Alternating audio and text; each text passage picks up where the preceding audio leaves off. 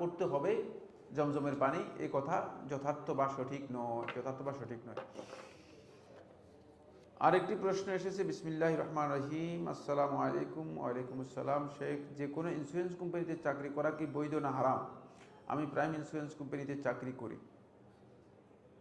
Insurance কোম্পানিগুলো অধিকাংশই সুদভিত্তিক, সুদমুক্ত নয়, অধিকাংশই সুদভিত্তিক, সুদমুক্ত নয়।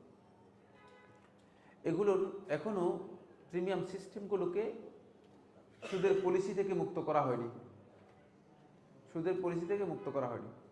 আর সুদের এই পলিসি থেকে মুক্ত করতে হলে কেন্দ্রীয় যেই বিমা সিস্টেম আছে, মানে যেখান থেকে তারা এই তাদের যে রেগুলেটরি সিস্টেম আছে, রেগুলেটরি সিস্টেমের মধ্যেই মূলত সুদ রয়ে গিয়েছে। এর জন্য আলাদা কোনো নির্দেশনা নেই, আলাদা কোনো ম্যানুয়াল নেই, যে ম্যানুয়ালের কারণে তারা সুদমুক্তভাবে কী করতে পারবে, কাজ করতে পারবে। ফলে এই জন্য উচিত হচ্ছে এই ধরনের কোম্পানিগুলোতে চাকরি না করা, এই ধরনের কোম্পানিগুলোতে চাকরি না করা। যিনি চাকরি করছেন তিনি চেষ্টা করবেন সর্বোচ্চ এই ধরনের চাকরি থেকে নিজেকে দূরে সরে রাখার জন্য। যতক্ষণ পর্যন্ত তিনি চাকরি না পান হয়তো তার জন্য এটা বৈধ হতে পারে, কিন্তু যত দ্রুত সম্ভব তিনি এই চাকরি থেকে এক্সিট করে যাবেন, এই চাকরি থেকে তিনি এক্সিট করে যাবেন, কারণ এগুলোর সাথে সুদের সম্পৃক্ততা রয়েছে। মহিলাদের কবর জিয়ারত করা কি জায়েজ?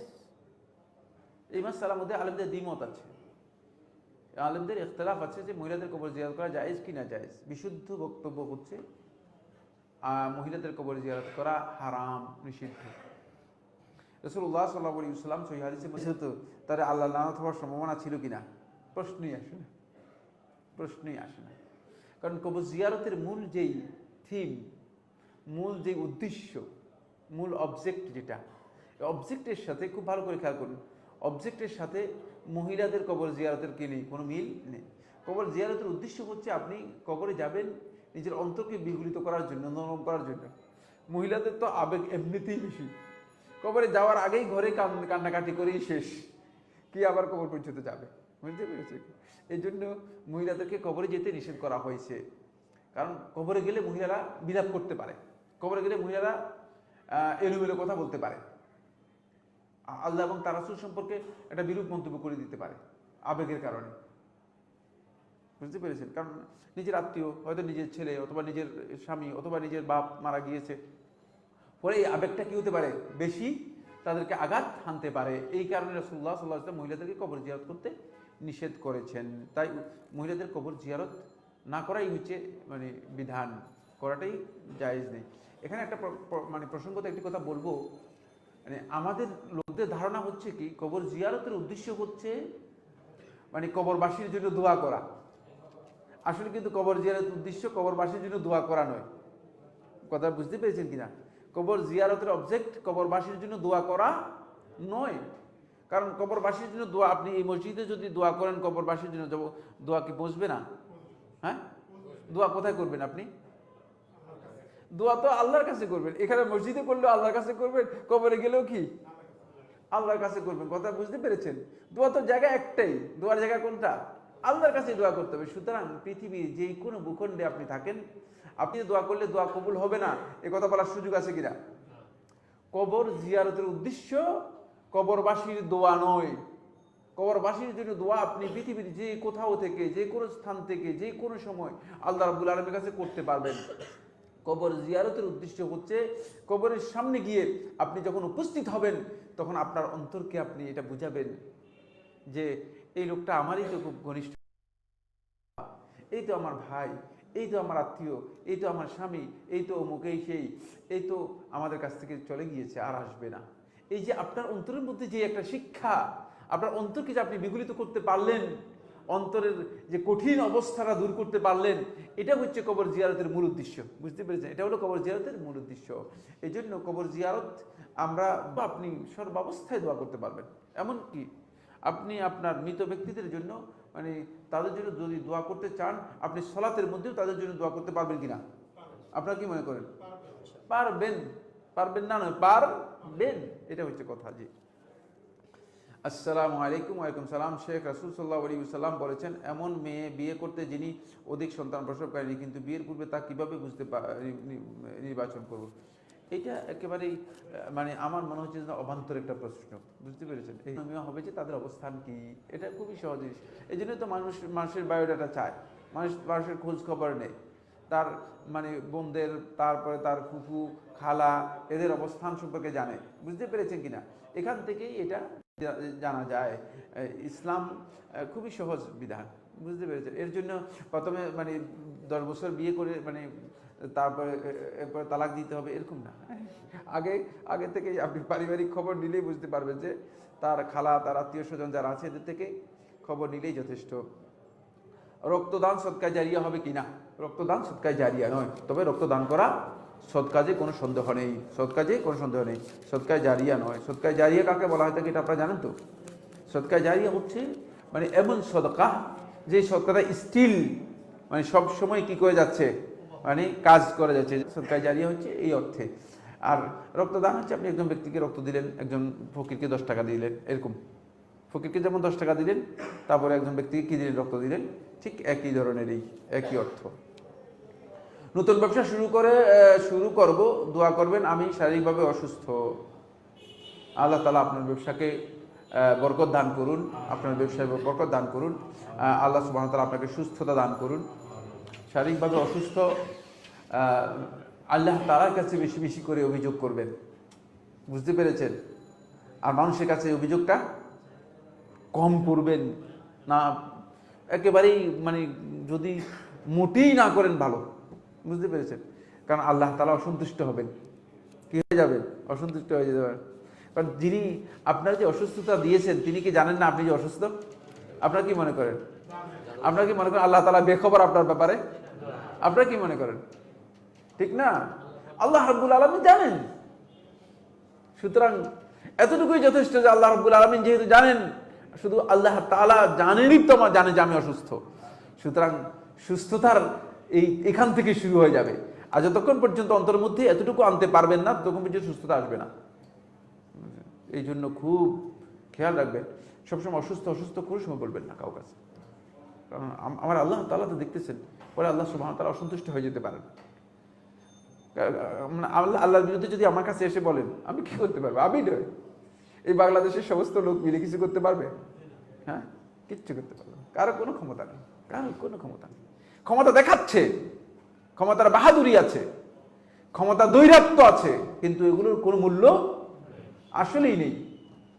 মূল্য যদি থাকতো তাহলে একটা ভাইরাসকে প্রতিহত করার মতো পৃথিবীর কোন শক্তি তো সক্ষম হলো না, ঠিক না? যে ভাইরাস চোখেই দেখা যায় না। সুতরাং কোনো প্রশ্ন যে কোনো মুহূর্তে আমাদের কি হয়ে যেতে পারে, শেষ হয়ে যেতে পারে, ধ্বংস হয়ে যেতে পারে। শেষ না? আচ্ছা, আসসালামু আলাইকুম। আসসালাম। ভুলক্রমে রুকু বা একটি সেজদা না দিলে এবং মনে আসার পর ওই সালাত ছেড়ে দিব না সালাত পূর্ণ করব? যদি ভুলে আপনার রুকু ছুটে যায় অথবা একটা সিজদা ছুটে যায়, তাহলে ওই সালাত, ওই রাকাত আপনার ধর্তব্য হবে না। তাহলে আপনাকে আরেক রাকাত কি করতে হবে? আদায় করতে হবে, আরেক রাকাত আদায় করতে হবে এবং সিজদায় সহ দিতে হবে, বুঝতে পেরেছেন? নামাজ ছেড়ে দেওয়ার জাতীয় ঈদগাতে নাকি শুনছি যে বলছে আপনার নামাজ ভেঙে, নামাজ ছেড়ে দেন, নামাজ ছেড়ে দেন, নামাজে ভুল হয়ে গেছে। এই পদ্ধতি ইসলামের নামাজ সংশোধন করার পদ্ধতি থাকলে নামাজ ছেড়ে দেওয়ার পদ্ধতি প্রশ্নই আসে না। কথাটা বুঝতে পেরেছেন? তাহলে বুঝা গেল যে ওই মৌলবীর কি জানা নেই, ওই মৌলবীর মাসালা। আপনারা কথা বুঝতে পেরেছেন? মৌলবীর যদি মাসালা জানা থাকতো তাহলে মৌলবী বলতে নামাজ ভেঙে, নামাজ করেন, ভঙ্গ করেন, আবার পড়তে। সুতরাং শুদ্ধ করে নিতে হবে। সালাতের মধ্যে আপনার রুকু ছুটে গিয়েছে ভুলে, অথবা সালাতের মধ্যে আপনার একটা সিজদা ছুটে গিয়েছে, আপনি যদি কনফার্ম হবেন তাহলে ওই সালাত, ওই রাকাত বাতিল হয়ে গেছে।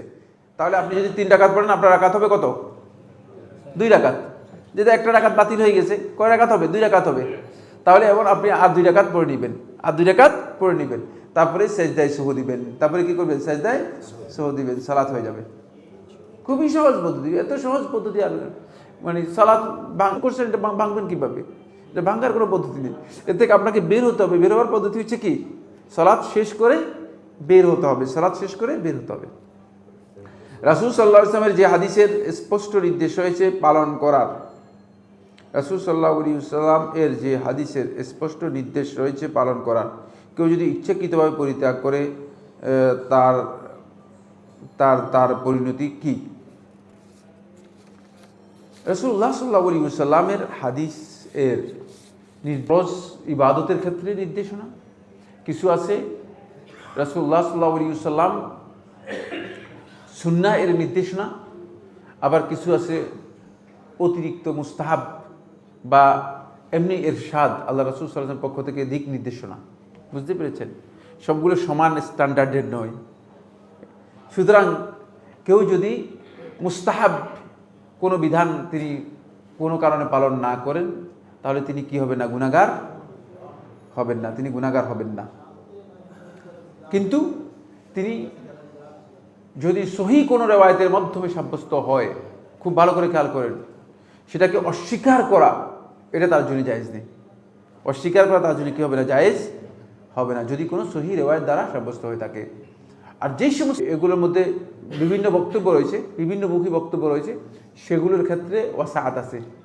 সেগুলোর ক্ষেত্রে অন্তরটাকে কী করতে হবে? একটু প্রশস্ত রাখতে হবে, অন্তরটাকে প্রশস্ত রাখতে হবে। সেগুলোর ক্ষেত্রে বাড়াবাড়ির কোনো সুযোগ নেই।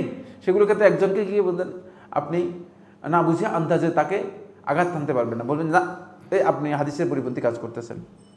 কারণ হতে পারে যে সে এই বিষয়ে তার কাছে ইনফরমেশান যথাযথভাবে নেই। পরিবারে মা বাবা এবং ভাইদেরকে নিয়ে একসাথে থাকতে গেলে পর্দা ও হালাল ইনকামের বিষয়গুলো কিভাবে করতে পারি, বা মা বাবা, ভাই বোন, চাচা চাচি, নানা নানি, খালা খালু সব মিলিয়ে এই যে পরিবার, এগুলো পরিবার না। এই সিস্টেম ইসলামিক সিস্টেমের বাইরে। বুঝতে পেরেছেন? এই সিস্টেমের কারণে পারিবারিকভাবে লঙ্ঘন তৈরি হচ্ছে এবং অনেক ভুল হচ্ছে আমাদের সমাজের মধ্যে। পরিবার হচ্ছে, তারা আবার পরিবার হয়ে যাবে। প্রত্যেককে আলাদা পারিবারিক জীবনযাপন করার জন্য আলাদা দিতে হবে। বুঝতে পেরেছেন? এখানে মানে একত্রে যদি অনেকগুলো গ্রুপ পরিবার হয়ে যায়, তাহলে বিভিন্ন ধরনের বক্তব্য পরস্পরের সাথে মনোমালিন্য তৈরি হয় অনেক বেশি। এই পদ্ধতিগুলো, এটা কিন্তু ইসলামী পদ্ধতি নয়। ইসলামী পদ্ধতিটি এমন নয়। বুঝতে পেরেছেন? ইসলামী পদ্ধতি হচ্ছে আপনার পরিবারকেই আপনার দায়িত্ব, সব কিছু আপনারই থাকবে। ফলে এখানে মা বাবা, ভাই বোন সবাইকে নিয়ে আপনি যদি থাকতে যান, তাহলে আপনাকে ভাই বোন, শাশে, ভাগিনা থাকবে, কালা থাকবে, তারপরে আরেকজন, এরা থাকবে কোথায়? যাবে কোথায়? চলবে কোথায়? যেখানে পর্দা লঙ্ঘন হবে, যেখানে মানে শরিয়ার অন্যান্য বিধান লঙ্ঘন হবে, এটা জায়েজ হবে না। যদি পর্দা লঙ্ঘন হয়, তাহলে এই কাজটা কি হবে না? জায়েজ হবে না, কোনোভাবে জায়েজ হবে না। এটা ইসলামী শরিয়ার লঙ্ঘন, পরিপূর্ণ লঙ্ঘন। আরেকটি বিষয় হচ্ছে, আপনার ইনকাম এর মালিকানা কি আপনার না আপনার বাবার? হ্যাঁ, আপনি তো বুঝতে পেরেছেন। এটা আপনার ইনকামের মালিক হচ্ছেন আপনি, কিন্তু আপনার বাবার হক আছে, যদি তার মানে কোনো সমস্যা থাকে, তিনি আপনার কাছ থেকে চাইতে পারবে। বুঝতে পেরে দাবি করতে পারবে যে আমাকে টাকা দাও। যখন টাকা চাইবে, আপনি দিতে হবে। টাকা চাইলে কি করতে হবে? আপনাকে দিতে হবে। যদি আপনার সামর্থ্যের মধ্যে থাকে, জীবন করতে দিতে পারবেন না। কিভাবে? আপনার স্ত্রীর ইনকাম, যদি আপনার স্ত্রী চাকরি করে, তাহলে আপনার স্ত্রীর ইনকাম এর মালিকানা কার? আপনার স্ত্রীর। বুঝতে পেরেছেন? আপনার স্ত্রী যদি মনে করে যে আপনাকে কিছু দেবে, তাহলে আপনার স্ত্রী আপনাকে কি করতে পারবে? দিতে পারবে। কিন্তু স্ত্রীকে আপনি বলবেন যে আমার ঘরে থাকো, আমাকে টাকা দাও না, কারণ এই বাকিরা ইনকাম করে না। এখন আপনার ইনকাম দিয়ে সবাই চলতেছে। বুঝতে পেরেছেন? পরে আপনার উপর একটা চাপ তৈরি হয়েছে। এই কাজগুলো আপনার জন্য ইহসান, এগুলো আপনি করতে পারেন, আপনার কাছে সামর্থ্য থাকলে আপনি করবেন, কিন্তু এগুলো হচ্ছে ইহসান, এগুলো বাধ্যতামূলক নয়। কিন্তু মালিকানা আপনারই থাকবে। সেই ক্ষেত্রে দেখা যায় যে টাকা দিচ্ছেন এবং অন্য এক সন্তানের উপর জুলুম করতেছেন, আরেক সন্তানের পক্ষে যাচ্ছেন, ইত্যাদি ইত্যাদি। খবরদার, পিতামাতার জন্য হক দিয়ে আছে, কিন্তু পিতামাতার জন্য জুলুম করা জায়েজ নেই। যদি আপনি মনে করেন যে এমন কাজ করতেছেন যে কাজটা আপনার জন্য সঙ্গত নয়, তাহলে কিন্তু আপনি এর জন্য গুনাহগার হবেন, এর জন্য গুনাহগার হয়ে যাবেন। এই জন্য পিতামাতা এই কাজ করতে পারবে না যে জোর করে যে সন্তানের কাছ থেকে টাকা আদায় করে নিয়ে যে এই সন্তানকে দিতে হবে না। এই সন্তান আপনি কাজ না করলে, এখন আপনি সন্তান মানে এই বসে রয়েছে, অনেক আছে যে এমন অলস বসে আছে, কিন্তু আপনাদের মৃত্যুর পরে তাহলে এর দশা কী হবে? এ তো ক্ষতিগ্রস্ত হয়ে যাবে। সে যে জীবনযাপন করতে পারে, জীবনযাপন করার জন্য, তার স্বাবলম্বী হওয়ার জন্য যা প্রয়োজন, তাকে সেই ইনস্ট্রাকশন, সেই পথ নির্দেশ, এগুলো আমাদের পারিবারিক কথার মধ্যে কিছু ভুল আছে, ভুল সিস্টেম আছে, এগুলো থেকে আমাদেরকে আল্লাহ তাআলা আমাদের সবাইকে হেফাজত করুন। জাযাকুমুল্লাহু খাইরান ওয়া আখিরু দাওয়ানা আলহামদুলিল্লাহি রাব্বিল আলামিন ওয়া সাল্লাল্লাহু আলা মুহাম্মাদিন ওয়া আলা আলিহি ওয়া সাহবিহি ওয়া সাল্লাম। সুবহানাকাল্লাহুম্মা ওয়া বিহামদিকা আশহাদু আল্লা ইলাহা ইল্লা আনতা আস্তাগফিরুকা ওয়া আতুবু ইলাইক।